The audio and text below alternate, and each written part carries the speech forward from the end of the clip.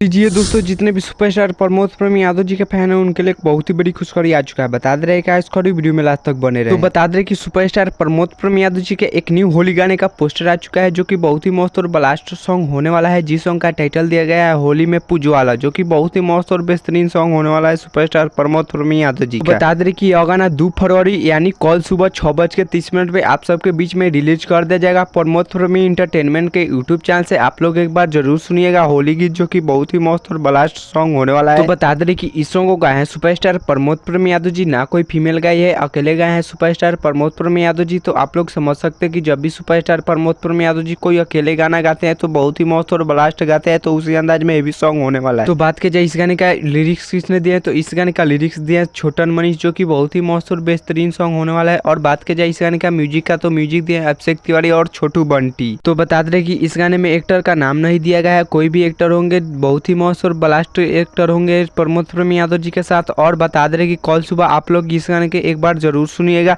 जो कि बहुत ही मस्त और बेहतरीन सॉन्ग होने वाला है सुपरस्टार प्रमोद प्रेम यादव जी का होली सॉन्ग। तो चलिए मिलते हैं किसी अगले वीडियो में। चैनल पे नहीं तो चैनल को सब्सक्राइब कर लीजिएगा और वीडियो को लाइक कर दीजिएगा और वीडियो को शेयर कर दीजिएगा और एक प्यारा सा कमेंट कर दीजिएगा। तब तक के लिए जय भारत जय भोजपुरी।